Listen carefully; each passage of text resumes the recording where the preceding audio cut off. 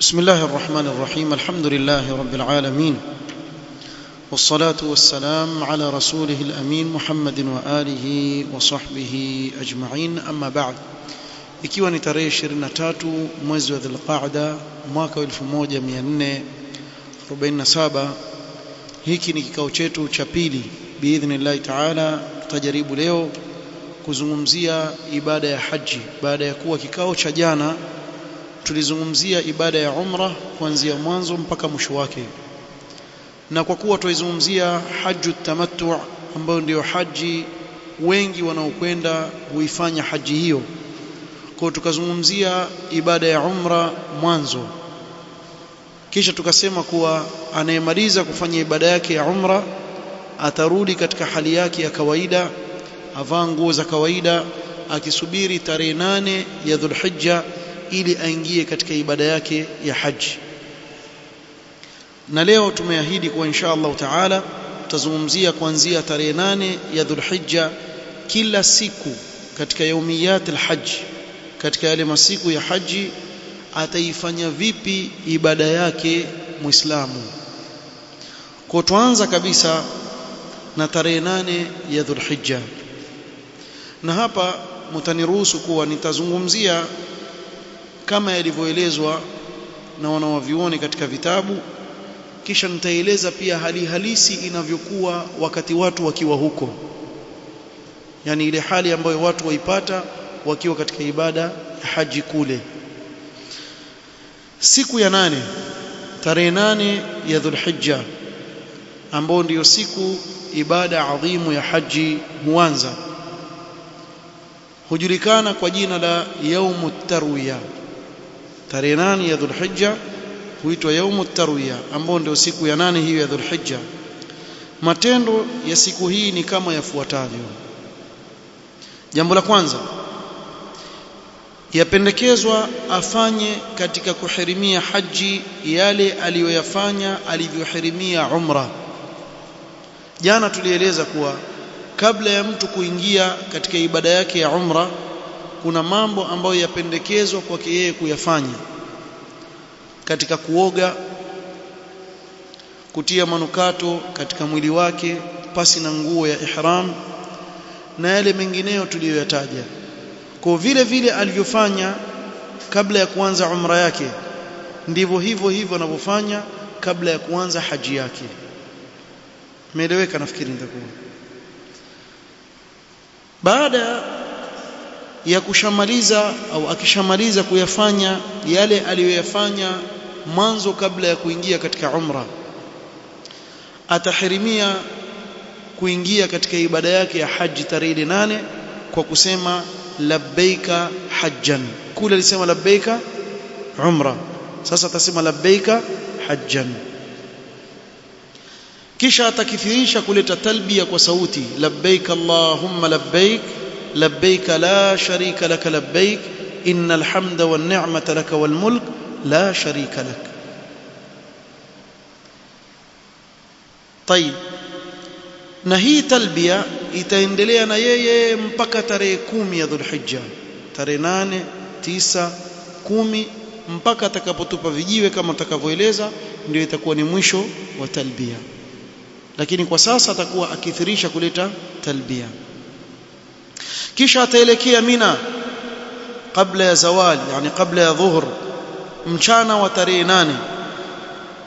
Na Mina ibada anaoifanya, ataswali Mina salatu dhuhri, salatu al-asri, salatu al-maghribi na salatu al-isha na salatu al-fajr siku ya pili.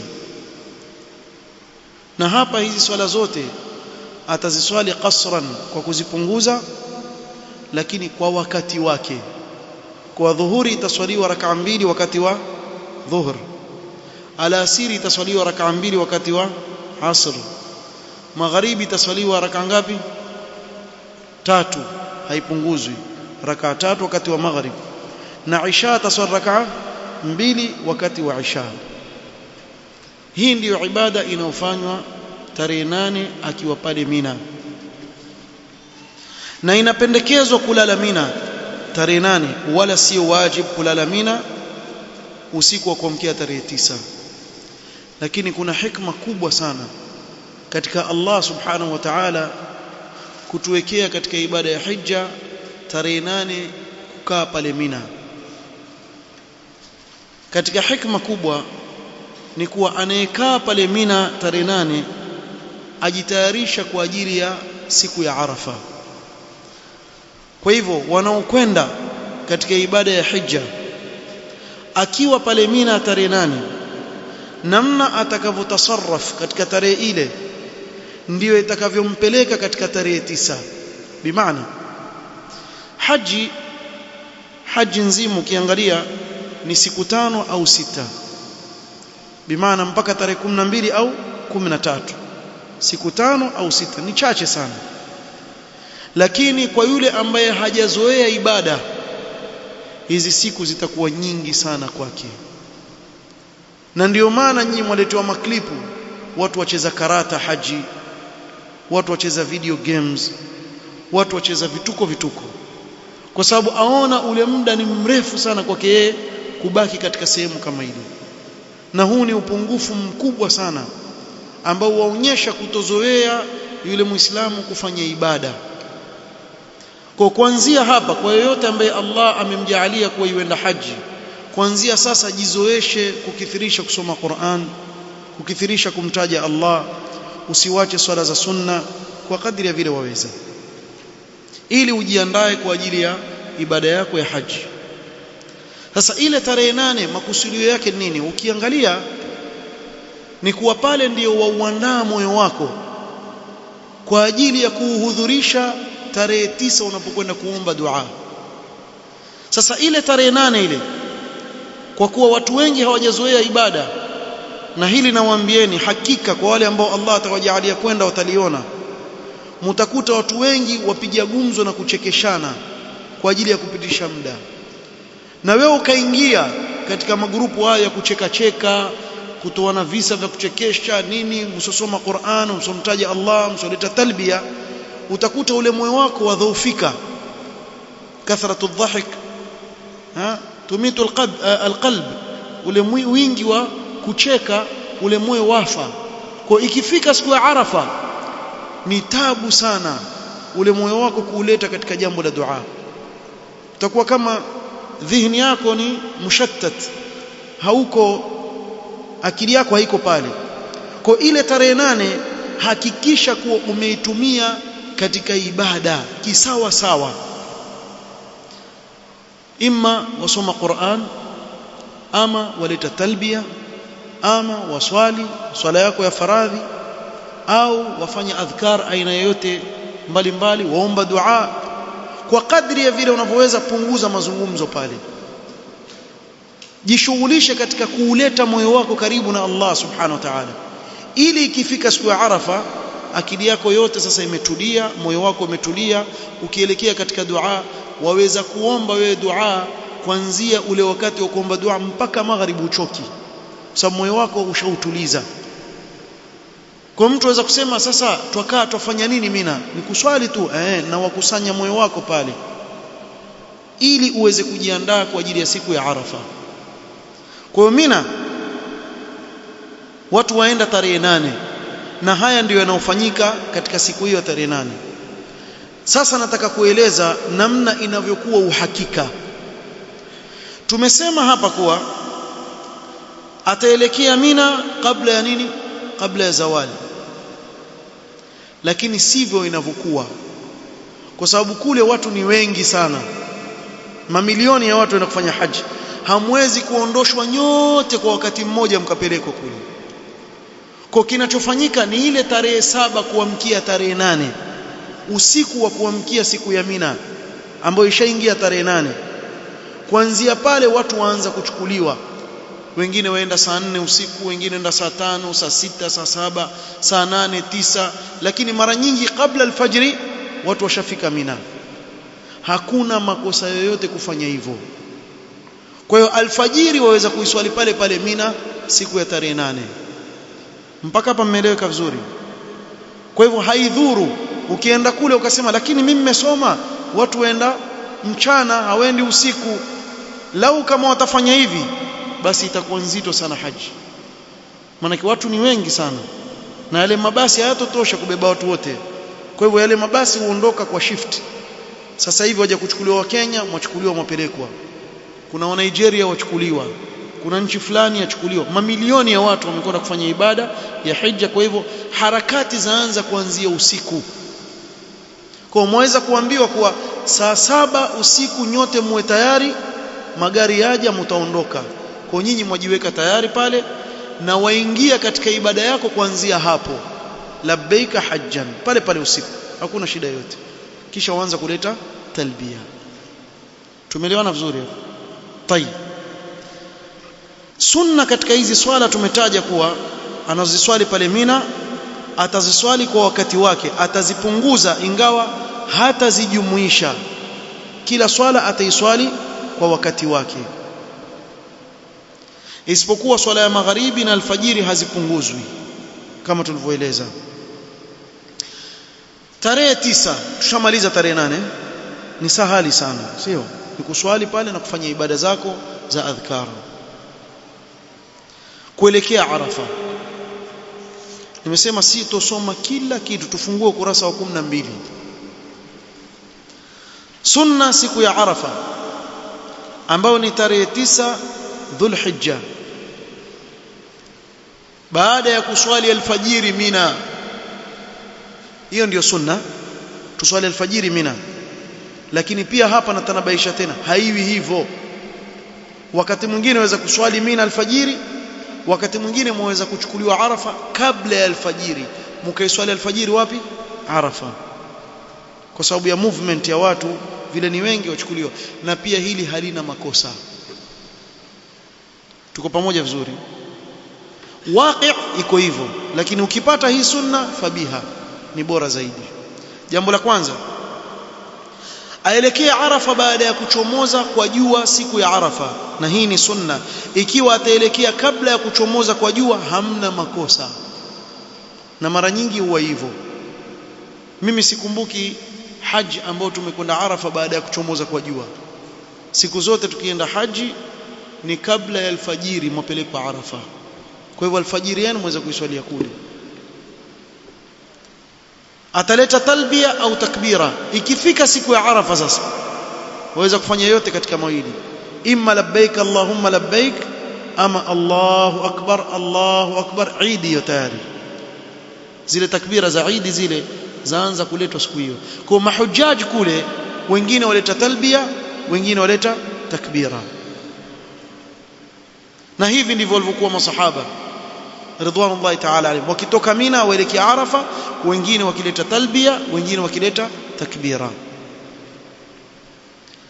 Arafa ataswali dhuhri na asri kwa kuzipunguza, bimaana ataswali raka ngapi? 2 katika wakati wa mwanzo ambao ni wakati wa dhuhri, bimaana jam'u taqdim. Kwa ataswali ya dhuhuri raka 2 na asri raka 2 kwa adhana moja. Kila tenti wayaadhini pale, wataadhini kisha waqimu swala, waswali ya dhuhuri raka 2.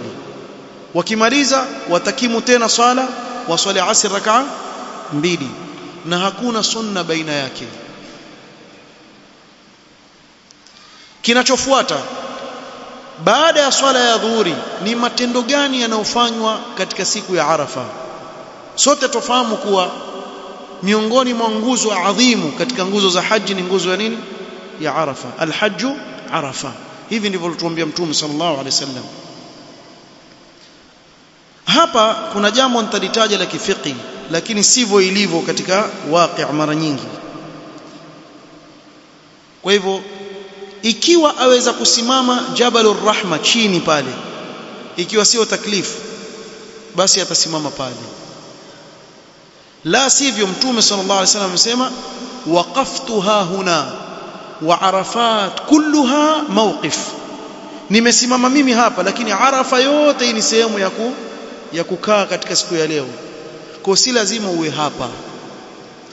Na mara nyingi nchi hizi kama nchi yetu ya Kenya kwa mfano, huwa toshukia mbali na Jabalur Rahma, hata hulioni la Jabalur Rahma. na ukisema waenda Jabalur Rahma ni mishwar ndefu sana na jua ni kali. Kwa hiyo haina haja ya kujikalifisha. Pale uliposhukia pale tayari uko ndani ya mipaka ya Arafa. Na tukisema kusimama Arafa, alwuqufu bi Arafa, maana yake si kusimama wima hivi. Kuna watu wengine wakisikia kusimama Arafa afikiria huwa watu wasimama wima hivi, yani wasimama kwa miguu yake. Maana yake ni kubaki ile sehemu ya Arafa, uwe umejilaza, uwe umekaa, uwe umesimama, maadamu uko Arafa wasema huyu amesimama Arafa. Kwa isije ikaeleweka literally maana alwuqufu ni kusimama, kwa hivyo akasimama masaa baada ya dhuhuri mpaka magharibi asimama, mbona nasimama Arafa bwana.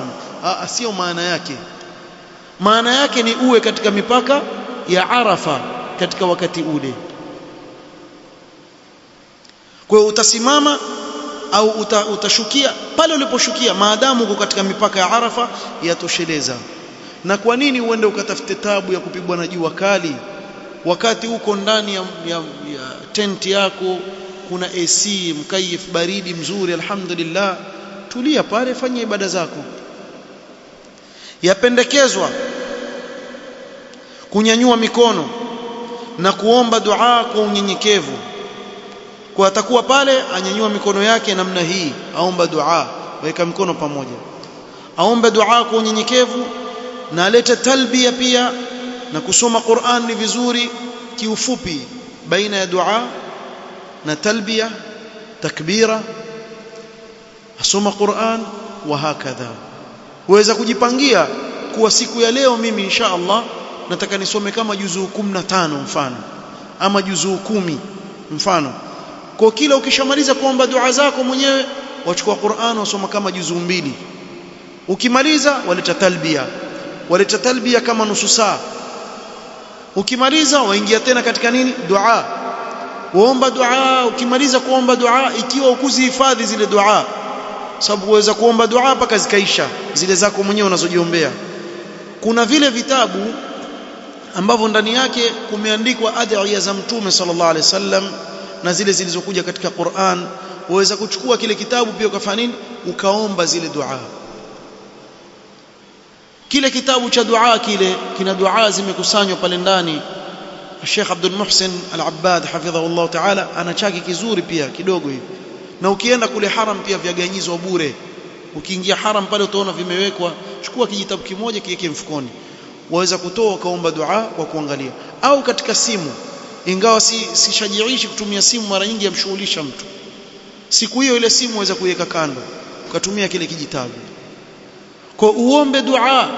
Ukimaliza soma Qur'an, leta talbia wa hakadha, wajishughulisha siku hiyo na ibada. Ukichoka waweza kupumzika, ukaweka kichwa nusu saa ukalala, ukaamka ukaanza tena kufanya ibada, dua, kusoma Qur'an, kumtaja Allah subhanahu wa ta'ala. Na inapendekezwa zaidi kukithirisha tahlil. Ni bora kilichosemwa siku ya Arafa na mitume wote, wa khairu ma qultu ana wan nabiyuna min qabli la ilaha illa Allah wahdahu la sharika la lahul mulku wa lahul hamdu wa huwa ala kulli shay'in qadir, au lahul mulku wa lahul hamdu yuhyi wa yumitu wa huwa ala kulli shay'in qadir. Kibora wa kile kinachosemwa siku ya Arafa. Kuna hii dhikri pia uikariri sana. Mimi naweza kusema kuwa uiwekee muda aswa, kuwa wacha sasa nasoma Qur'an, wacha sasa naleta tahlil, na irejelea sana hii dhikri ya la ilaha illa Allah wahdahu la sharika la lahul mulku wa lahul hamdu wa huwa ala kulli shay'in qadir. Ni sunna kwa aliyesimama Arafa asifunge siku hiyo, sababu Mtume sallallahu hakufunga. Wanaofunga ni wale ambao hawako Arafa. Hawa ndugu zetu ambao wako huku hawa wafunga. Sisi ambao tuko haji kule kwa mfano hatufungi, bali siku hiyo wala, ili upate nguvu ya kuweza kufanya ibada. Ndio sunna kula kwako. Sunna ya kufunga Arafa ni kwa wale ambao hawako haji kule. Ataendelea katika hali yake hii kumtaja Allah, kuleta talbia, kuomba dua, akitarajia kwa Mola wake amjalie katika wale atakaoachilia huru na moto litakapotua jua, bimaana mpaka ifike maghrib. ataondoka na kuelekea Muzdalifa kwa utulivu na unyenyekevu na kukithirisha talbia. Wala haijuzu kuondoka Arafa kabla ya kutua kwa jua, na ndivyo inavyofanyika. Hata serikali ya mamlaka kule yafunga milango yote, zile geti zafungwa, hazifunguliwi mpaka jua litue. Kwa watu waambia twendeni Muzdalifa, pamoja na kuwa sehemu nyingine mwapelekwa mapema, sio? Lakini katika Arafa mpaka jua litue ndio watu waanza kupelekwa Muzdalifa. Sawa jamani? Kwa hiyo matendo ya tarehe 9 ni haya tuliyoyataja. Sahali sana. Tarehe 8 mmejua mfanya nini, tarehe 9 mmeelewa mfanya nini. Katika makosa yanayofanywa na watu pale Arafa, mimi naweza kutaja moja tu ambalo ndio sana lafanywa: kulazimisha kuenda Jabalur Rahma. Kuna baadhi ya watu wakifika kule lazima atakaende Jabalur Rahma, yani atakasimame pale aliposimama Mtume sallallahu alaihi wasallam, na hili likampelekea mtu kufanya taklifu, kwa sababu jua ni kali sana, na kwa kweli wengi wanaokwenda hawakujui. Kwa hivyo yuwabahatisha tu kwenda, ama atatumia ile GPRS hivi, atafuta mpaka afike kule. Sasa ule muda mwingi upoteza katika nini? Katika kutembea badala ya kufanya ibada. Sasa fikiria, amekwenda ametumia jisali moja, kisha kurudi atatumia jisali moja, amepoteza masaa mawili ambayo lau kama angekaa pale alipo angefanya ibada nyingi sana. Kwa hili ni katika makosa. Usifanye takalluf, kujikalifisha jambo ambalo sheria haikukalifisha. Sasa lingine la hapa sasa, wengine aona akifika pale atakikana akwee ule mlima, apande ule mlima.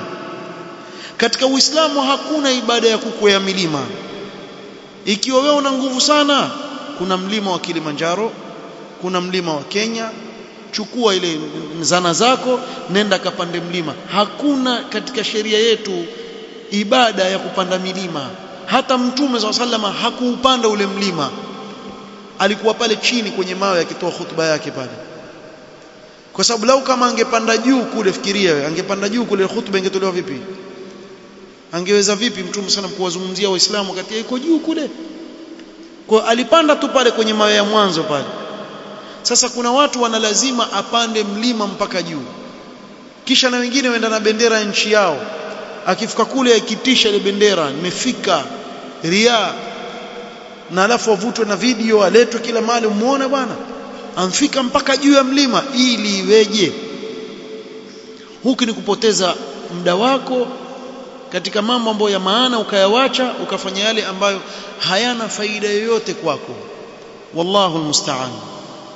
Tumemaliza tarehe 8, tumemaliza tarehe 9. Jua lishatua, ishaingia tarehe ngapi? 10. Kuna ndugu zetu huku wajitayarisha kwa ajili ya nini? Kwa ajili ya Eid. Sasa kule watu wakiwa wajitayarisha kwa ajili ya Eid ile usiku wa tarehe 10, ndio tufuata ibada ya kulala Muzdalifa. Kwa tumetoka Mina tukaenda wapi? Arafa. Sasa tutoka Arafa tuelekea wapi?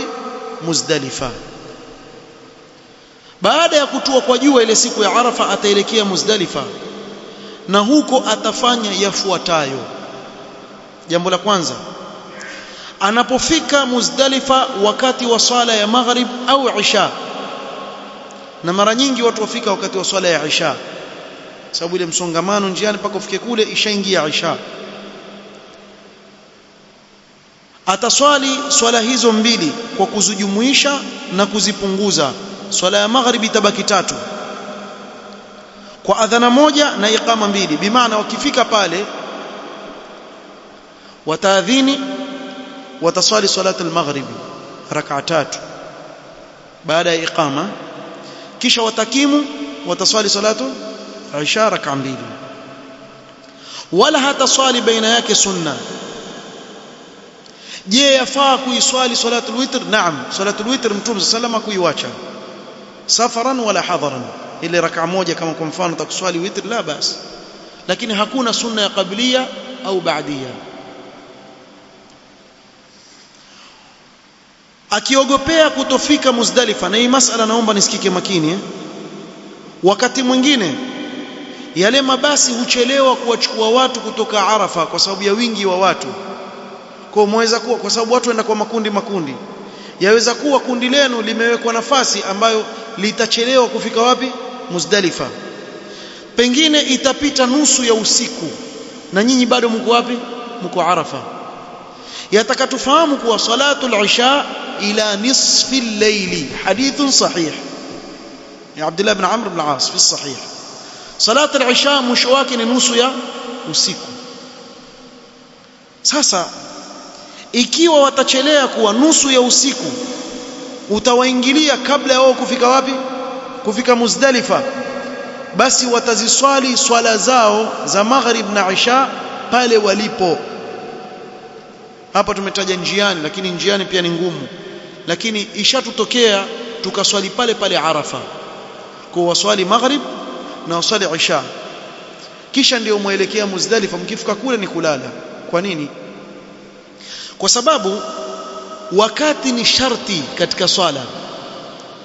Inna as-salata kanat ala al-mu'minina kitaban mawquta, na kuswali maghrib na isha Muzdalifa ni mustahab, sio wajib.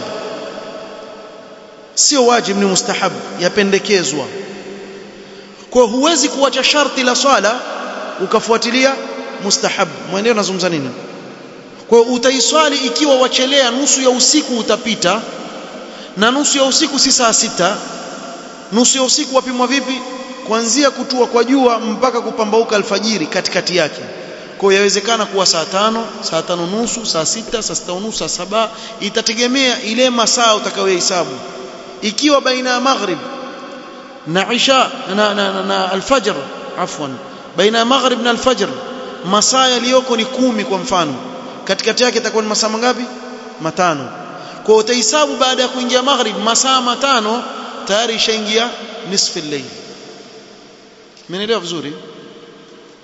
Ikitokea mkachelea kuwa nisfu al-layl itawaingilia kabla ya kufika Muzdalifa, basi mtaiswali swala yenu pale pale Arafa, maghrib na isha, kisha ndio mtaondoka. Wala hakuna matatizo yoyote hapo. Kuna haji moja ilitupata namna hiyo.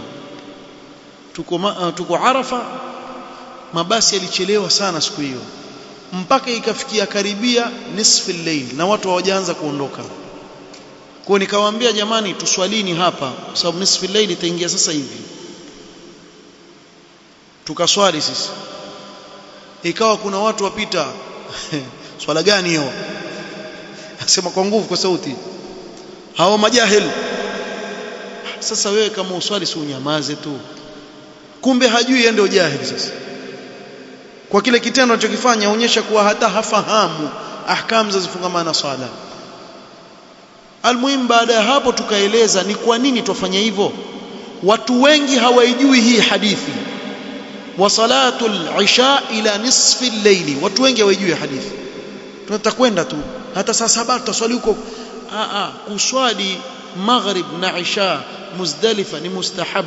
Kwa mfano mtu akasema mimi sitoswali kule, nitaswali hapa hapa, magharibi inaingia tu, akaswali Arafa maghrib na isha, kisha akaenda zake, kile atakachokikosa ni kuwa atakosa sunna ya kuswali maghrib na isha Muzdalifa, lakini swala yake sahihi.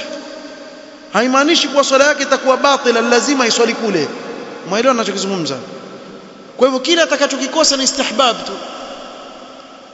Sasa hapa yuwakosa sharti la swala ili aende akatekeleze kitu kinachopendekezwa, utakuwa hujapima sawa sawa kisheria. Mmenielewa nazungumza nini? Nimerefusha mazungumzo hapa kwa sababu kuna baadhi ya watu hapa pawatatiza sana. Nitakuwa nishaeleweka inshallah. Atalala Muzdalifa baada ya kuswali.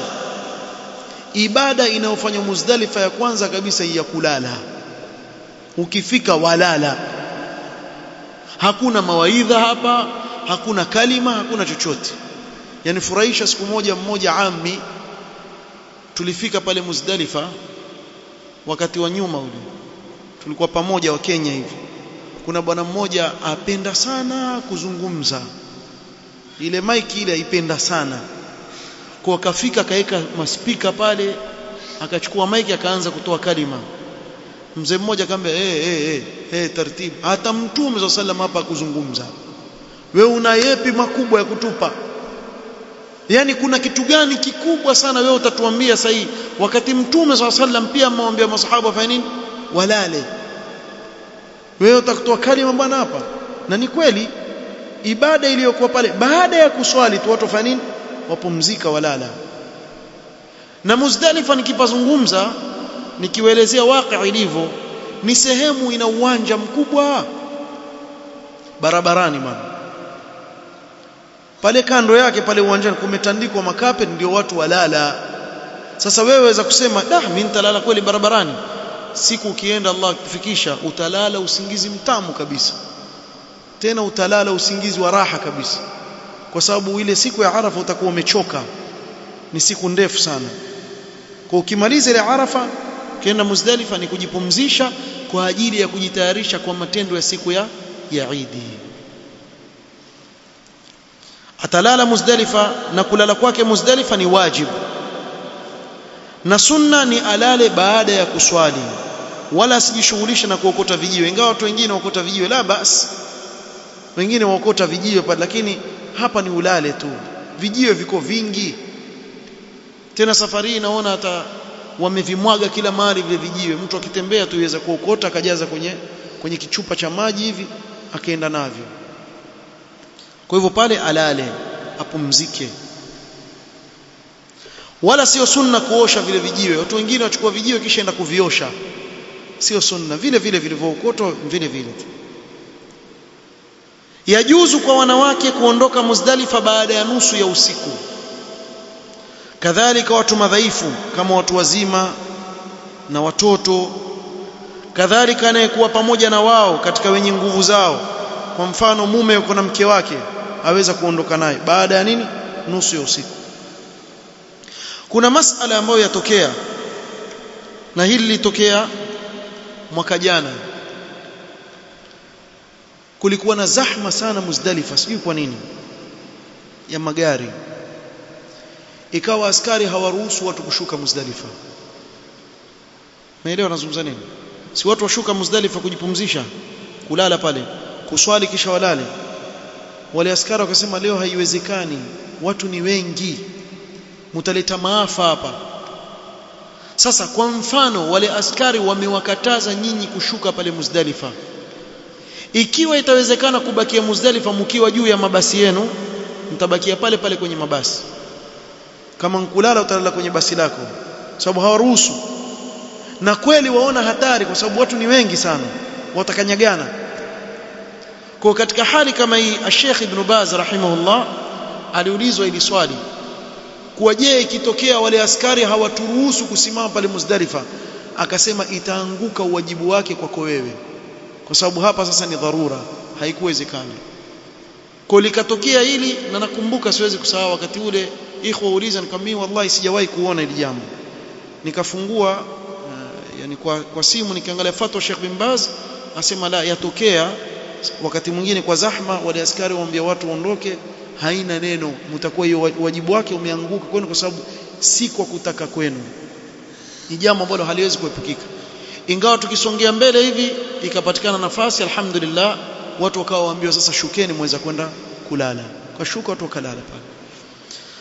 Sunna ni kulala Muzdalifa usiku huo mpaka asubuhi alfajiri, na waswali alfajiri Muzdalifa. Hiyo ndio sunna, ubaki pale pale Muzdalifa mpaka alfajiri.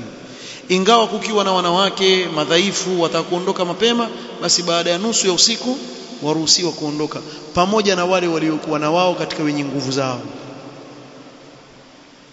Baada ya kuswali alfajiri Muzdalifa, inapendekezwa kusimama Mash'ar al-Haram, na ile jabal liko kule Muzdalifa, lakini mara nyingi watu hawako hapa. Kwa hiyo utasimama pale pale ulipo na kuomba dua baada ya alfajiri. Mtume sallam alikuwa akisimama akiomba dua.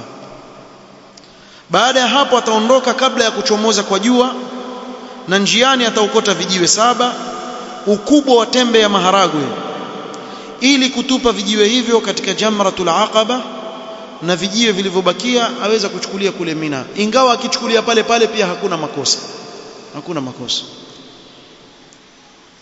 Ataelekea Mina kwa utulivu na unyenyekevu, huku akileta talbiya labbaik allahumma labbaik labbaik la sharika laka labbaik. Na hapa ni tarehe ngapi? Tarehe 10. Sasa siku ya Eid ile aelekea Mina. Hapa sasa yatupeleka kwenye matendo ya tarehe 10 tukiwa tuko Mina. Tufanya nini?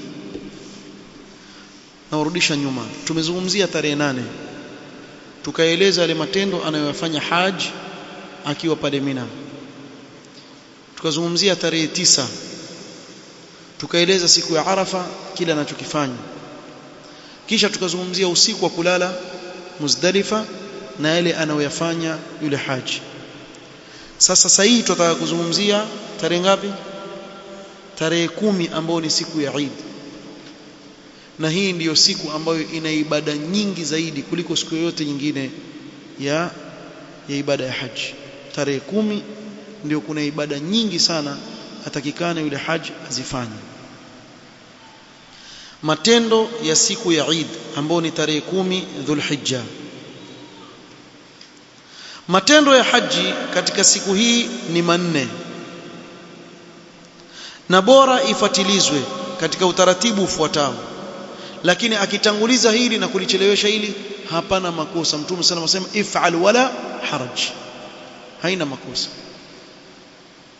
Kitendo cha kwanza, kutupa vijiwe. Tutaeleza atatupa vijiwe vipi. Kutupa vijiwe katika jamratul aqaba al-kubra. Kitendo cha pili ni kuchinja. Tatu, kunyoa au kupunguza nywele. Na 4, kutufu tawaf al-ifadha. Haya mambo ngapi? Manne yafanywa siku ya Eid. Tayeb,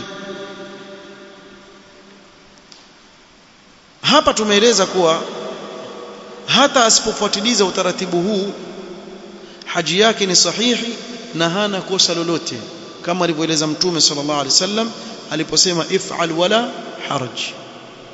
Kila akiulizwa Mtume sallallahu alaihi wasallam, nimefanya hili kabla hili, asema if'al wala haraj, haina neno, fanya tu. Lakini hapa kuna jambo nataka nieleze. Kutapatikana kuhalalika kikamilifu kwa mambo matatu. Sababu siku hii ndio yule haji akimaliza matendo yake arudi kuvaa nguo zake za kawaida, kama vile nyinyi mnavyovaa Eid huku kanzu nini vizuri, pia kule yeye haji yarejea katika kuvaa nguo zake za kawaida. Lakini atahalalika kikamilifu kwa kufanya mambo matatu: kutupa vijiwe, kunyoa kupunguza, na tawaful ifadha pamoja na sa'i. Akimaliza hivi vitu vitatu, hata yuruhusiwa kumkaribia mke wake, bimaana amekamilisha kabisa kule kuhalalika. Akifanya mambo haya matatu, ni halali kwake kila alichoharamishiwa kwa ihram. Na nafikiri nikisema hivi pia naeleweka. Jana nilisema atahalalishiwa kila alichoharamishiwa kwa ihram, haimaanishi kudhulumu itakuwa halali kwake, kuiba halali kwake. Si maana yake. Maana yake kuna vitu alikatazwa akiwa katika ihram, kama mfano kukata kucha, sio kumkaribia mke wake. Hivi vyote hivi sasa vitakuwa nini? Ni halali. Hata kumkaribia mke wake pia ataruhusiwa. Ama akifanya mawili katika haya, basi atahalalika na kila kitu alichokatazwa wakati wa ihram, ila mke wake hataruhusiwa kumkaribia mpaka afanye yote matatu. Kwa mfano, akatupa vijiwe, akanyoa, hajatufu tawafu ifadha, yuruhusiwa kuvaa kanzu? Naam, aruhusiwa kuvaa kanzu, kujipaka manukato na mengineo aruhusiwa, lakini haruhusiwi kumkaribia mke wake mpaka atufu tawaf al-ifadha. Tumeelewana? Naam. Kutupa vijiwe katika jamratul aqaba kubwa siku ya Eid. Vijiwe vyatupwa vipi jamani? Hasikilizeni makini. Katika siku ya Eid ambayo ndio yaumun nahr, hata tupa vijiwe isipokuwa katika jamratul aqaba kubwa. Vikuta pale viko vitatu, kuna sughra, wusta na kubra. Kuna sehemu tatu za kutupa vijiwe, lakini siku ya Eid atatupa sehemu hii moja peke yake. Ile ndogo ataiwacha, ya kati ataiwacha, atakwenda kwa ile kubwa peke yake siku ya Eid hiyo.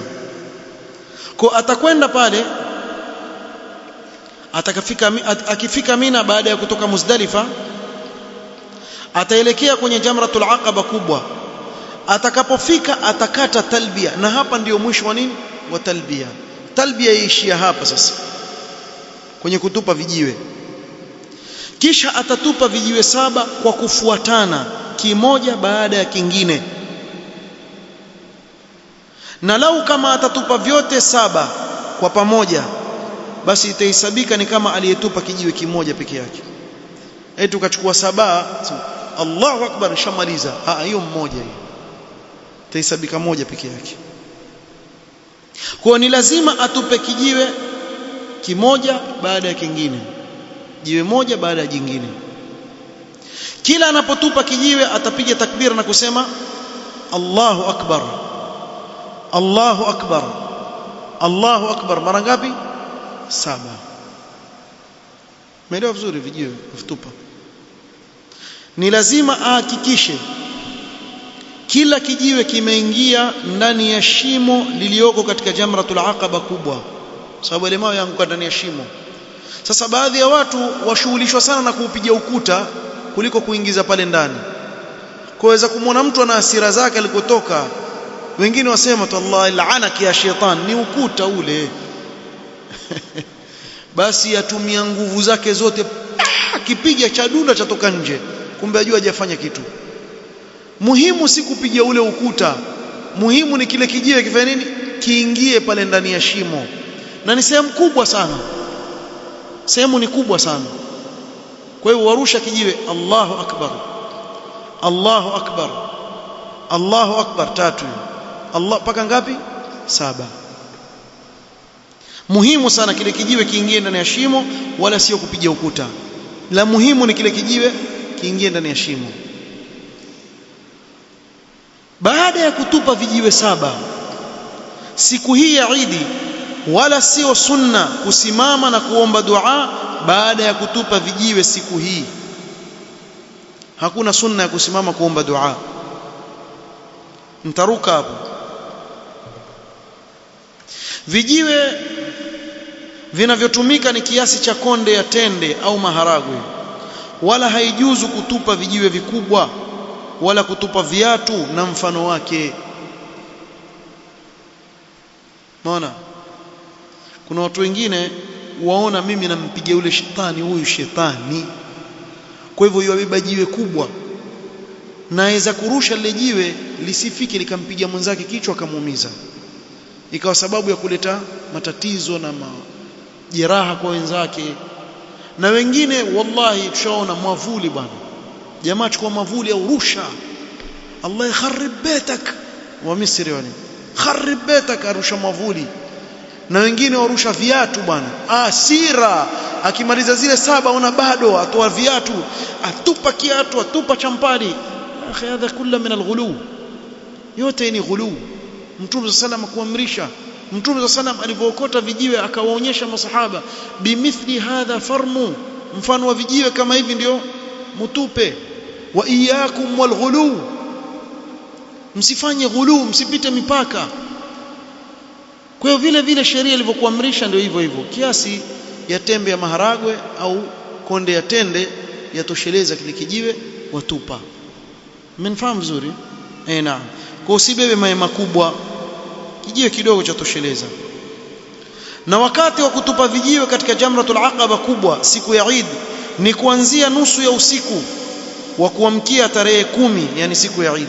Tumezungumza kule Muzdalifa kuwa kuanzia baada ya nusu ya usiku sheria imewaruhusu madhaifu na wanawake kuondoka Muzdalifa, sio? Tumetaja hapo. Kuanzia ule wakati wanaoruhusiwa, basi hapo pia ishaanza wakati wa kutupa vijiwe. Umeelewa vizuri eh? Ishaanza wakati wa kutupa vijiwe. Na pia aweza kutupa vijiwe baada ya dhuhuri, mchana wa siku ya Eid, hata ikifikia usiku mpaka siku ya pili alfajiri, bado muda huko wa kutosha wa kutupa vijiwe. Lakini mara nyingi haji wakati ule ile ihram aliyoivaa, ile nguo ya ihram anaivaa yamtia dhiki, atakaenda tupe vijiwe anyoe aanze kuvaa nguo za kawaida. Ndio mara nyingi watu waenda mapema, lakini hata ukienda baada ya asri, baada ya dhuhuri, yote ni wakati wake, yajuzu. Kuanzia baada nusu ya usiku yajuzu kutupa vijiwe. Kwa huu ni wakati wa kutupa vijiwe katika siku ya Eid, sawa. Lakini kuna tambii hapa kabla ya kufika hiyo mada nataka niitoe na ambao tumeandika hapa. Ama kutupa vijiwe kabla ya dhuhuri katika masiku ya tashriq tarehe 11, 12 na 13 ya Dhulhijja, kutupa vijiwe kabla ya dhuhuri haijuzu wala haitoshelezi, kwa sababu pamoja na kuwa Mtume sallallahu alaihi wasallam katika baadhi ya sehemu aliwaruhusu watu watoke waende, ila ayamu tashriq hakuwaruhusu wanawake wala wazee wala wanyonge kwenda kutupa vijiwe kabla ya dhuhuri. Hili jambo halikutokea kwa masahaba kuwa walikwenda kutupa vijiwe kabla ya dhuhuri katika tarehe 11, 12 na 13. Hii sasa si tarehe 10. Tarehe 10 yaanza nusu ya usiku, endelea. Lakini ikifika tarehe 11 tutaeleza hapa pia watupa vijiwe, lakini muda wake waanza baada ya zawal, baada ya dhuhuri, si kabla. Kwa hivyo nakwambia hivi tena na kutahadharisha ndugu yangu, ukienda kule kuna baadhi ya wale wanaopeleka watu haji, haswa ikifika tarehe 12, wale wanaotoka kufanya taajjul, kuondoka mapema, yani tarehe 12 wawapeleka watu baada alfajiri kwenda kutupa vijiwe. Kisha watakwambia Abu Hanifa ansema, sio nani mwingine ansema. Mtume sallallahu alaihi wasallam hakufundisha hivyo. Kwa ikiwa wewe uko katika watu hao, mwambie angalia, wewe nenda, mimi nitakwenda baadaye. Kweli usimfuate. Kwa nini? Kwa sababu haitoshelezi, haijuzu wala haitoshelezi. Itakuwa umekosa wajib katika wajibat alhajj, na hapa ikiwa umefanya itakubidi uchinje. Ukifanya hivyo itakubidi uchinje, kwa sababu hakika Mtume sallam alitupa vijiwe katika masiku ya tashriq baada ya dhuhuri, baada ya zawali, na pia masahaba wake. Na lau kama kungalikuwa na ruhusa angelibainisha Mtume sallam ruhusa hiyo, kwa sababu kwa kweli mtu kwenda baada ya dhuhuri kuna dhiki, jua kali, na Mtume sallam hakubainisha siku nendeni alfajiri wakati hakuna jua. Hakufanya hivyo, kwa sababu kusubiri mpaka wakati wa zawal kuna uzito. Pamoja na uzito huo hakufanya yeye wala hakuwapa idhni walio madhaifu na mfano wao kutangulia kutupa vijiwe siku hiyo. Hakufanya hivyo, au siku hizo, kama alivyowapa ruhusa kuondoka Muzdalifa mapema, huku hakuwapa ruhusa. Na hii ni dalili ya wazi ya kuwa haijuzu wala haitoshelezi kutupa vijiwe kabla ya dhuhuri, kabla ya zawali. Na hii ndio kauli ya Imam Malik, wengine humsingizia Abu Hanifa, lakini ndio kauli ya Imam Malik, ndio kauli ya Imam Abu Hanifa, na ndio kauli ya Imam Shafi'i, na ndio kauli ya Imam Ahmad. Ittifaq almadhahib al-arba'a ala hadha, na ndio kauli inaoambatana sunna ya Mtume sallallahu alayhi wa ala alihi wasallam. Yajuzu kumwakilisha mtu mwingine atupe vijiwe kwa niaba ya yule asiyekuwa na uwezo wa kutupa vijiwe mwenyewe. Wakati mwingine ni mtu mzima, hawezi kutembea, ni masafa si karibu, baina ya pale uliposhukia kwenye tenti yako mpaka uende kule Jamarat ni masafa. Waweza kutembea kwenda hivi jisali 1.5 pengine, kurudi jisali 1.5, yawezekana kwenda hivi, yategemea wepesi wa yule mtu. Kwa hivyo kama mtu ni mgonjwa au mtu mzima au kipofu ambao kwao ni uzito kwenda kutupa vijiwe wenyewe, watamtuma atakayewawakilisha katika jambo hilo. Ama mwenye uwezo wa kufanya hivyo kwa nafsi yake, basi haijuzu kwake yeye kumwakilisha mtu. Ikiwa waweza ni lazima uende, ikiwa hauwezi utawakilisha, na lau kama atawakilisha mtu basi haitamtosheleza maadamu yuwaweza. Jingine, anayemwakilisha mtu, anayemwakilisha mwingine katika kutupa vijiwe, mwanzo aanze na kujitupia vijiwe vyake.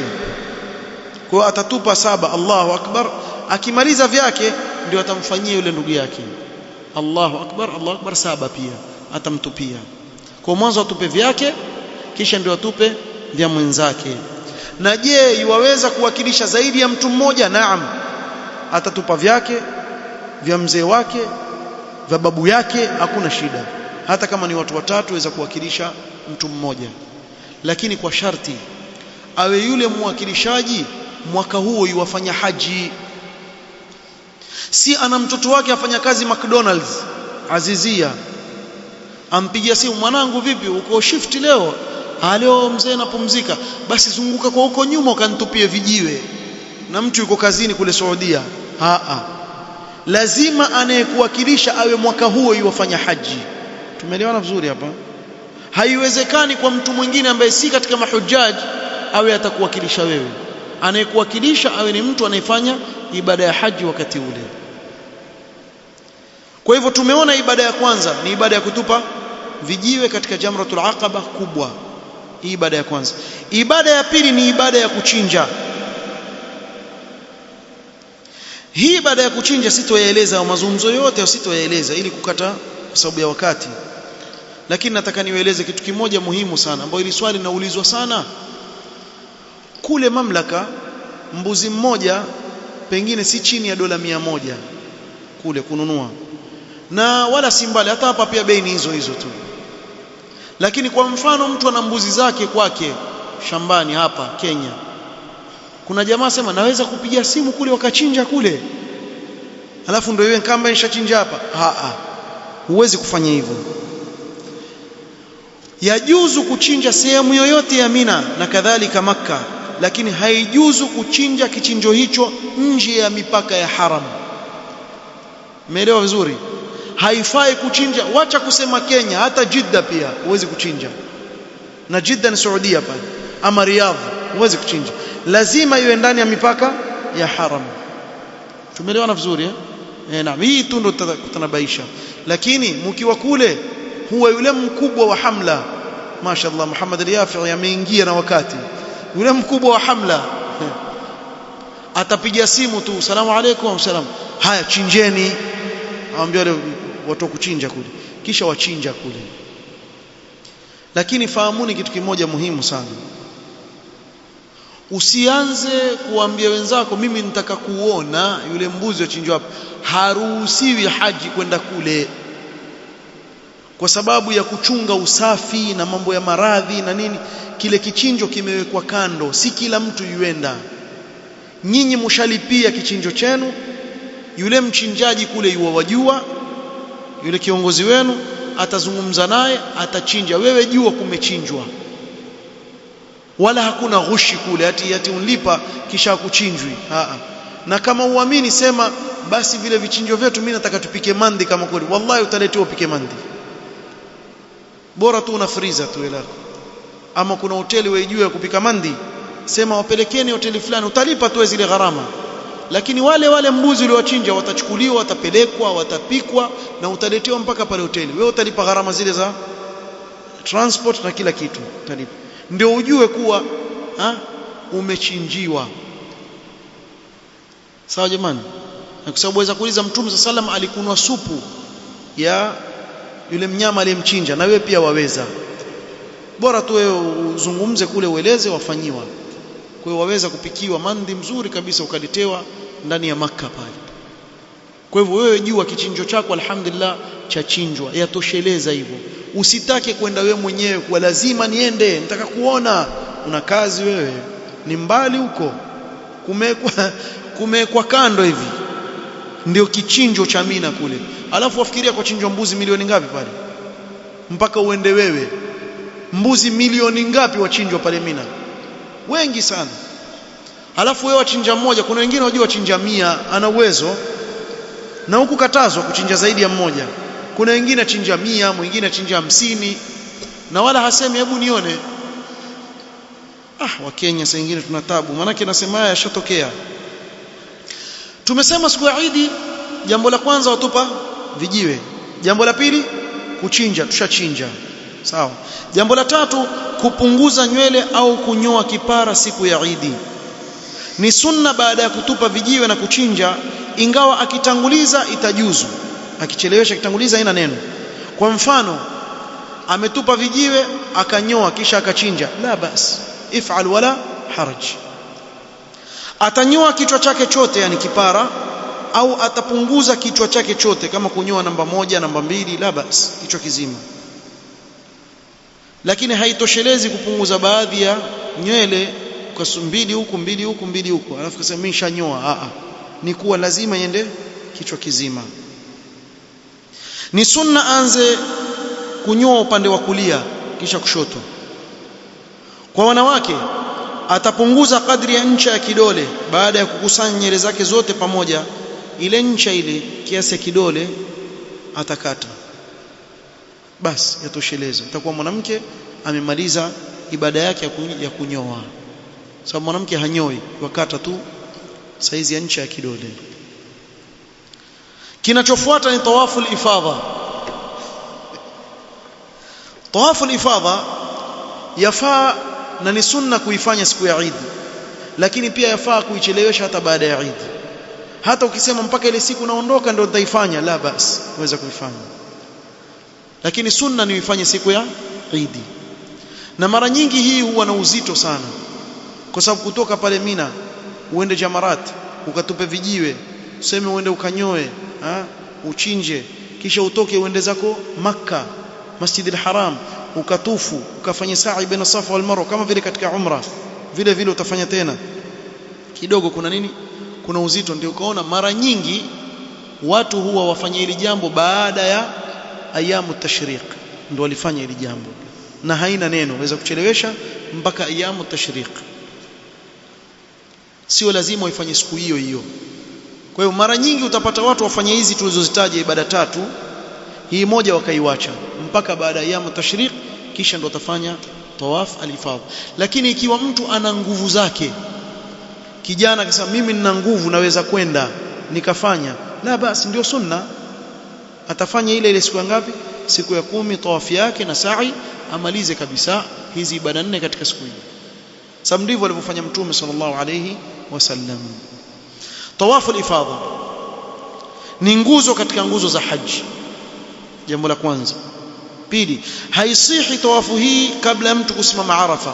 Kwa mfano, huwezi kutufu tawafu al-ifadha tarehe 8 ama siku ya Arafa, mpaka siku ya 10 ndio yatufia tawafu al-ifadha. Wakati wake unaanza baada ya nusu ya usiku wa kuamkia siku ya Eid, baada ya kuondoka Muzdalifa. Kama vile kutupa vijiwe, ule wakati unaanza ndio hiyo time ya tawafu al-ifadha pia. Na ni sunna kwa tawafu hii iwe baada ya kutupa vijiwe, kuchinja na kunyoa au kupunguza nywele, ingawa yajuzu kuitanguliza. Bado turudi kwenye hadith, if'al wala haraj. Namna ya kuitekeleza tawafu hii, anapohalalika, kuhalalika kwa kwanza, tumesema kuhalalika kwa kwanza ni akifanya mambo ngapi? Mawili tu.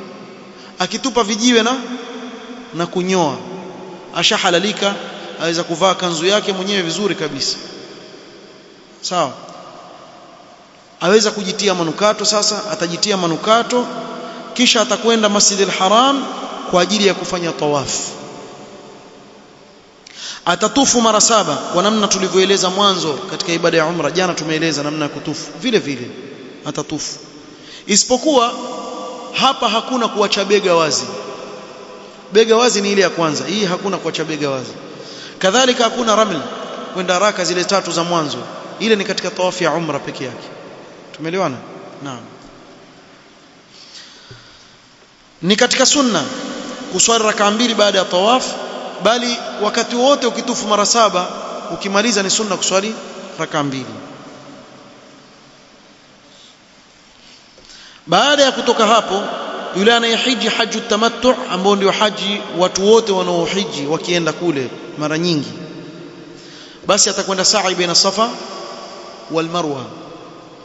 Na hii pia kwa utaratibu tulioueleza jana, ule kwenda Safa na Marwa ile mara 7. Kufikia hapa ifahamike kuwa anayehiji haju tamattu, ambao ndio hiyo tunaohiji sisi watu wa Kenya huku wahiji haji, basi atakuwa amefanya tawaf mara 2, ile ya umra na hii ya haji, na pia sa'i atafanya mara ngapi? 2, ile ya umra na hii ya haji. Baada ya tawaf hii atakuwa amehalalika kikamilifu, na ni halali kwake kila kilichoharamishwa na ihram, hata kumkaribia mke wake pia sasa yajuzu. Na hii ndio inaitwa kuhalalika kwa pili, at-tahallul kubra. Sasa shahalalika kila kitu. Baada ya hapo kutufu ile na nini, atakunywa maji ya Zamzam. Kwa mwanamke aliyepatwa na ada ya mwezi kabla ya kutufu tawaf hii, atasubiri pamoja na maharimu wake hadi atahirike, ndio atatufu tawaf al-ifadha.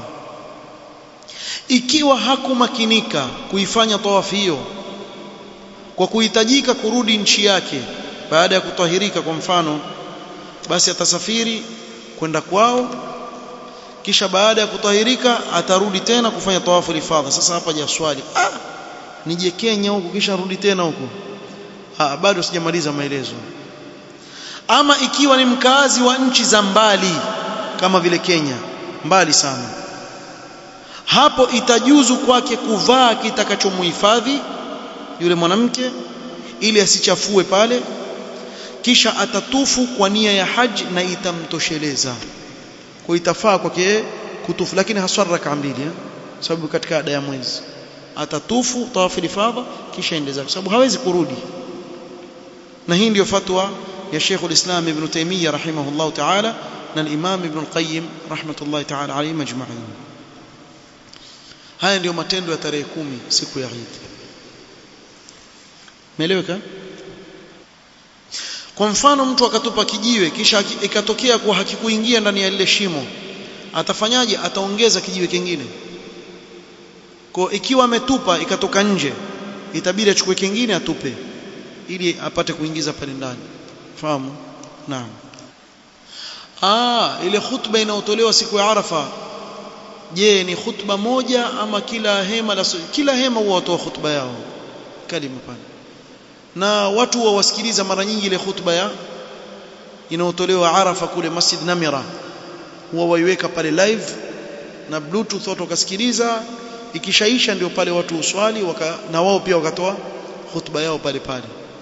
Na kama kuna watu wa lugha mbalimbali waweza kutolewa Kiswahili, na mara nyingi tolewa Kiswahili, Kisomali, sababu ikhwa Somaliin pale ndio wengi. Hamsiseme wanaokwenda haji wengi ni Wasomali, more than 90% ya Wakenya.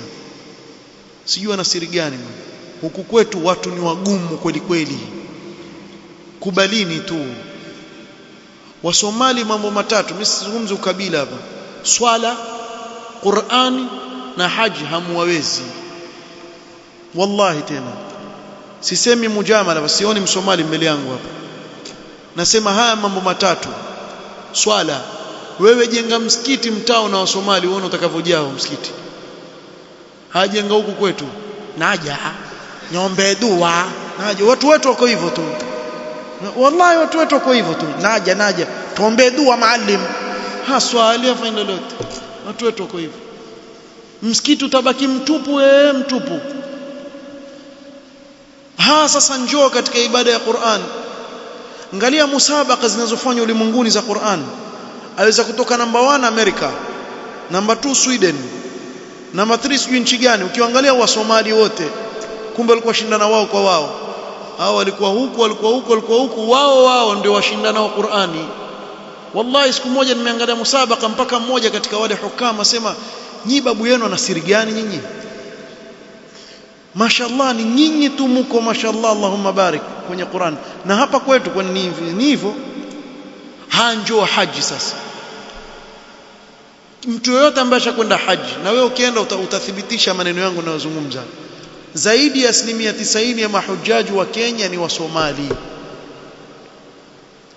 Watu wa kwetu nini, mwakani najipanga, ana pesa, lakini yeye akitaka kwenda afikiria kuna biashara fulani nikifanya nitatia mkaraba, mwacha nimalize hii. Aongojea awe mtu mzima, hawezi tena. Sasa ndio yatakabebo kwenye machera, asumbue watu kweli kweli kule. Wako watu wafanye hivyo. Sasa hivi una nguvu zako kijana, nenda. Una uwezo, nenda. Ni mara moja tu kwa umri, nenda.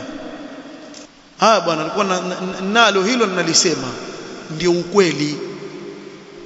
mfahamu. Sijui hata ilikuwaje mpaka nikataja, lakini yalla tuendelee mbele. Tafadhali. Swali zuri sana. La, Muzdalifa waruhusiwa kuokota taya siku zote 3 au siku 4 zile utatupa vijiwe, ya tarehe 10, 11, 12 na 13 za kuokota waruhusiwa. Lakini ikiwa mtu ataokota kama 7 akaongeza kama 8, 9 kwa sababu ya ihtiyat, la basi. Lakini wakati watembea wenda kule, ni hivyo vijiwe ni vingi. Mimi hata siku moja sijajisumbua kuokota vijiwe. Nikitembea naelekea kule Jamarato na ukota njiani tu, nyingi tu, vijiwe vingi. Alafu pale pale ukifika pale, wale washatupa wale watupa, wale ambao washamaliza 7 pengine ambeba zaidi au na mzigo yatupa pale chini. Ukiangalia utaona vijiwe vimejaa pale chini, kwa hiyo za kuokota tukatupa. Yani si kutia wasiwasi, ni kitu chapatikana yani pale popote. Naam. Vile vile utakaposwali kule Muzdalifa ndio swali pale Arafa, hivyo hivyo. Utaadhini adhana moja, kisha iqama, waswali maghrib, iqama, waswali isha. Sawa. Tayeb, tuendelee sababu bakia nusu saa tumalize kile kilichobakia. Kulala Mina baada ya tawafu al-ifadha, atarejea Mina na atabaki huko siku ya Eid na masiku ya tashriq, nazo ni siku 3 mchana na usiku, tarehe 11, 12 na 13, ile siku ya Eid na ayamu tashriq. Kulala Mina ni katika mambo ya wajib katika haji katika masiku haya. Kinachozingatiwa katika kulala Mina ni apitishe sehemu kubwa ya usiku ndani ya Mina. Yani kama usiku una masaa 10, akikaa masaa 6 aisabika kuwa amelala Mina. Hakuna kosa kwa yule aliye na uzito ikiwa atakaa mchana Makka kisha usiku warudi Mina. Kuna baadhi ya magrupu wafanya hivyo, waenda kulala kule Makka mchana kisha kifika usiku warudi Mina, walala pale Mina. Hakuna makosa katika hilo. Ni wajib kwa aliye katika ibada ya haji kuswali swala zake zote 5 kwa jamaa. Kwa katika zile tenti watu waswali kwa jamaa. Ni juu ya kila aliye katika ibada ya haji kukithirisha kumtaja Allah subhanahu wa ta'ala katika masiku haya machache. Mara nyingi watu wakishamaliza ile Eid ni kama ambao washamaliza haji. Kwa hivyo hapo sasa utasikia ni vichekesho, ni nini, watu wazungumza mazungumzo ya ovyo ovyo, hajui kuwa bado yuko kwenye ibada. Kwa hapa yatakana watu wakumbushane kuwa bado tuko katika ibada, na haya ni masiku matukufu sana. Yatakikana watu waendelee kufanya ibada zao, kuleta takbira za Eid, kadhalika kusoma Qur'an, kadhalika kufanya adhkar, kuomba dua na mengineyo katika ibada mbalimbali. Kutupa vijiwe katika vikuta masiku ya tashriq tarehe 11, 12 na 13. Ibada ya kutupa vijiwe katika masiku haya yafanywa vipi? Tuzungumzia vikuta vitatu: Jamratul Aqaba, As-Sughra, Al-Wusta na Al-Kubra. Kuna sehemu 3 hizi kutupa vijiwe. Na nikisema Sughra, usifikirie katika akili yako ukienda pale utaona kijijiwe kidogo hivi, kisha cha katikati utakiona kidogo kikubwa, kisha cha mwisho size yake ni moja, lakini haitwa Sughra na Wusta na Kubra. Yatengezwa kubwa ili watu waweze kutupa vijiwe, si eti tawachwa ndogo hivi. Kwa hiyo iko size moja, lakini hii yaitwa Sughra ya kwanza, Wusta ni ile ya kati, na Kubra ni ile ambayo siku ya Eid ulitupia vijiwe 7. Atatupa vijiwe katika vikuta hivyo vitatu kila siku katika masiku ya tashriq baada ya zawal. Tumesema baada ya nini? Adhuhuri. Ana wakati baada adhuhuri mpaka alfajiri siku ya pili, time yoyote aweza kwenda kutupa vijiwe. Kwa mtu asiseme lakini adhuhuri jua kali mimi nitakwenda alfajiri. Tukwambia adhuhuri jua kali nenda magharibi. Magharibi jua likishatua nenda, hukukatazwa. Huo muda pia waweza kutupa vijiwe, umefahamu? Au nenda baada ya asri jua likiwa limepungua. Kwa vijiwe 7 atatupa vijiwe 7 katika kila kikuta, na atafuata mpangilio kwa kuanza na kikuta kidogo, kisha cha kati na mwisho kile kikubwa. Ataanza na kikuta kidogo. Anapomaliza kutupa vijiwe atasonga mbele kidogo upande wa kulia. Kwa hivyo mwanzo tuanza na As-Sughra, upande wa kulia, watupa Allahu akbar, vile vile tulivyoeleza mwanzo, vijiwe 7. Ukishatupa utakwenda kando, kisha utasimama na kuelekea qibla kisimamo kirefu kiomba dua, na utanyanyua mikono yako kuomba dua. Mtume sana alikuwa kaa kando akiomba dua. Mara nyingine wale askari hawaruhusu, kwa hiyo wewe waweza kuketi kadri ya vile waweza kuomba dua. Chagua zile jawami al-ad'iya kama rabbana atina fid dunya hasana wa fil akhirati hasana wa qina adhaban nar, na dua nyingine ambazo zimekusanya mambo ya khairi ya dunia na akhira kwa pamoja. Ule muda mfupi utakaoachiwa pale uombe, utoke uende zako. Baada ya hapo atakwenda kwenye kikuta cha kati, kuta wa pili, atupe vijiwe kama alivyotupa katika kikuta kidogo, lakini sasa ataenda upande wa kushoto. Anatoka kulia aenda kushoto, kwa hivyo tuanza na kulia kisha kushoto. Atatupa vijiwe 7. Akimaliza ataenda upande wa kushoto pia kando, aelekee qibla, aanze kuomba dua. Ataomba dua pale. Baada ya hapo atakwenda kwenye kikuta kikubwa upande ule ule wa kushoto. Sasa moja kwa moja atatupa vijiwe 7. Kwa hivyo Kaaba itakuwa upande wake wa kushoto, Mina upande wake wa kulia. Anapomaliza hapa kutupa vijiwe, hata simama kuomba dua, bali ataondoka, na hii ndio sunna. Kwa hivyo hapa kwenye Jamratul Aqaba, shikeni vizuri ili msisahau, kila unapotupa Jamratul Aqaba kuna dua baada yake. Si siku ya Eid, si siku ya Ayyam Tashriq. Siku ya Eid pia ukitupa vijiwe hakuna dua, waondoka rudi zako tent. Kadhalika hizi siku 3, ukishatupa cha kwanza waomba dua upande wa kulia, cha pili waomba dua upande wa kushoto, cha tatu watupa waenda zako. Umeelewa vizuri hapa? Tayeb. Kisha atatupa vijiwe siku ya pili na ya tatu kwa namna tulivyotaja hivi hivi. Kwa tarehe 11 ni hivi, tarehe 12 ni hivi, tarehe 13 ni hivi hivi. Na pale ukifika, siku hizi kuna gorofa, yani kuna chini, kuna floor ya kwanza, ya pili nafikiri na ya tatu, kama floor 3, ili kupunguza zahma. Ukitupa vijiwe kwa floor yoyote ni sawa, si lazima chini. Kwa ukitaka kupanda juu, na kila ukipanda juu ile zahma yazidi kupungua, kwa hivyo wapata nafuu katika kutupa vijiwe na kukaa kuomba dua. Kukiwa na zahma, mara nyingi wale askari hawaachi msimame, sababu italeta msongamano. Kwa hivyo kokote ni sawa. Masala inayofuata, kufanya haraka katika masiku ya Mina. Allah asema wadhkurullaha fi ayamin ma'dudat faman ta'ajjala fi yawmayn fala ithma alayhi wa man ta'akhkhara fala ithma alayhi liman ittaqa. Kwa hivyo waweza kubakia Mina mpaka tarehe 12, na waweza kubakia Mina mpaka tarehe 13 ambao ni bora zaidi, na ndivyo alivyofanya Mtume sallallahu alayhi wasallam. Anayetupa vijiwe katika masiku ya 11 na 12, baada ya hapo akataka kufanya haraka kuondoka Mina, basi itajuzu kwake kufanya hivyo bila matatizo, lakini atoke kabla ya kutua kwa jua la siku ya tarehe 12. Kabla ya jua kutua, kabla ya maghrib atoke, aende zake Makka. Ambaye ataka kuondoka Mina tarehe 12, ruhusa anayo, lakini kabla ya kutua kwa jua. Na kwa yule atakayebaki mpaka tarehe 13 ili atupe vijiwe siku hiyo pia, basi ni bora zaidi kwake, kwani ndivyo alivyofanya Mtume sallallahu alaihi wasallam. Pamoja na kuwa aliruhusu watu kuondoka tarehe 12, ila yeye alibaki. Lakini mara nyingi utapata watu wakosa ile subra ya kukaa mpaka tarehe 13, akiangalia zile foleni za choo, akiangalia ile joto, akiangalia tosha bwana, tarehe 12 nenda. Una ruhusa ya sheria, na ukibakia mpaka 13 la basi, ni bora zaidi.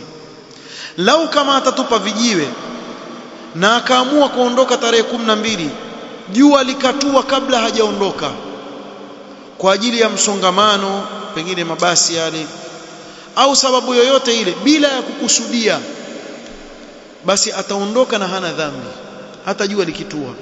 Kwa mfano, ameondoka, wameingia kwenye basi, kwa sababu ya zahma ya zile basi lile basi likabakia pale Mina, hakuna njia mpaka jua limetua, aruhusiwa kuondoka, kwa sababu hii si kwa haiko katika mikono yake. Tumeelewana? Naam. Ama aliyebaki kwa khiari yake mpaka jua likatua, hapo itamlazimu atimize na siku ya 13, tarehe 13 siku ya 3 pia ataitimiza. Kwa hiyo amebaki we mpaka ifika maghrib, sijui niondoke mimi, hakuna tena kuondoka, lazima ubaki mpaka tarehe 13. Baada ya dhuhuri utupe vijiwe, ndio fanya nini, ndio uondoke. Tumeelewana? Akishamaliza hapo atakuwa amemaliza yale yanayofungamana na sehemu ya Mina. Kinachofuata na ndio tumalizia tawaful wadaa, tawaf ya kuiaga nyumba kongwe ya Allah subhanahu wa ta'ala. Anapotaka aliyefanya haji kuondoka mji wa Makka, nisikilizeni vizuri, anayetaka kuondoka mji wa Makka si lazima awe yuondoka Makka yuenda Madina. Hata kama yuondoka Makka yuenda Jeddah, aenda shopping yeye baada ya haji, hafai kuondoka mpaka atufu tawaful wadaa. Mtu aweza kuuliza swali, lakini si alafu nitarudi? Itakuwa ushamaliza ibada yako baada ya hapo. Kwa anayetaka kwenda Jeddah kufanya shopping, mwanzo atatufu tawaful wadaa. Akishatufu tawaful wadaa ndio atatoka ende zake Jeddah. Akirudi tena harudi kama haji, خلاص ashamaliza ibada yake yote ya haji mpaka tawaful wadaa. Tumeelewana vizuri hapa? Kwa yule aliye katika haji, ana ibada ya haji, yule amemaliza ibada yake, amekwenda kukaa Makka, ataka kuondoka kwenda Madina mfano, pia yatufu tawaf alwadaa. Ataka kuondoka kwenye Jeddah kwenda Jeddah, atatufu tawaf alwadaa, kisha ndo atoke. Akirudi hana tena tawaful wadaa, kisha ibada yake shamalizika. Sijui mnaelewa hapa? Sheikh Abdul Muhsin Al-Abbad hafidhahu Allah Ta'ala, nimemsikia mara 2-3 nikiwa pale akiulizwa hili swali, nikiwa nataka kwenda Jeddah na mimi niko Makka, nafaa kutufu? Asema lazima utufu tawaful wadaa kwa sababu watoka Makka. Umeelewa nafikiri nazungumza nini? Kwa utatufu tawaful wadaa kisha ndio uondoke. Taib, lakini nitarudi tena. Ukirudi tena kisha ushamaliza ibada zako wewe, kwa ukiondoka hauna tena tawaful wadaa. Tumeelewana? Kwa yule akitaka kuondoka mji wa Makka ni wajibu kwake kutufu tawaful wadaa. Taib, swali hili, je, kwa mfano amekwenda Jeddah shopping kule na hakutufu tawaful wadaa, atafanya nini? Ataisabika amewacha wajibu katika wajibat al-hajj, itamlazimu achinje. Mmenisikia vizuri? Haya, na wewe kuhakikisha kama uenda kule, ukifika ziko simu za maulama pale bure pale haram, chukua, pigia simu, uliza, utaelezewa haya ndio kueleza mimi. Watu wa Makka hawana tawaful wadaa kwa sababu waishi Makka pale. Wale watu wa Makka hawana tawaful wadaa. Ama mwanamke aliye katika ada ya mwezi, huyu kwake sio wajibu kutufu tawaful wadaa kwa ruhusa waliopewa na Mtume sallallahu alaihi wasallam. Baada ya tawaf hii asibaki Makka, na nafupisha, ila kwa ajili ya dharura, kama kukimiwa swala aswali kisha aondoke, au kuswalia jeneza, au kununua zawadi akiwa njiani waelekea. Ama kubaki bila dharura yake, itambidi aregelee tena tawaful wadaa. Akimaliza tawaful wadaa, maana yake ashaiaga ile nyumba, yuondoka, asibaki pale Makka. Tumeelewana vizuri? Tayeb, tawaful wadaa ni wajib kwa anayehiji, lakini sio wajib kwa anayekwenda kwa ajili ya umra. Umra haina tawaful wadaa.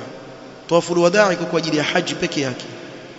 Kuna swali ambalo laulizwa sana, je, yafaa mimi kutufu tawaful wadaa na tawaful ifadha kwa nia mbili kwa mara moja? Yani yeye watufu tawaful ifadha kisha kabisa anuia ndio tawaf alwadaa, kisha atakwenda kufanya sa'i, akimaliza aondoke. Wanaoviona wasema yajuzu, yafaa kwa mtu kutufu tawaf moja kwa nia mbili. Kwa atatufu tawaf al-ifadha, atie nia pia ni kabisa tawaful wadaa, akimaliza afanye sa'i yake baina Safa wal Marwa, akimaliza aondoke Makka, la basi. mmenielewa vizuri? Na hapa ndio utakuwa ashamaliza kufanya ibada yake ya haji. Wallahu ta'ala a'lam. Nasallallahu an yataqabbala minna jami'an. Wale wanaokwenda haji Allah watakabalia wote ibada zao. Barakallahu fikum. Subhanakallahumma hamdika astaghfiruka wa atubu ilayk.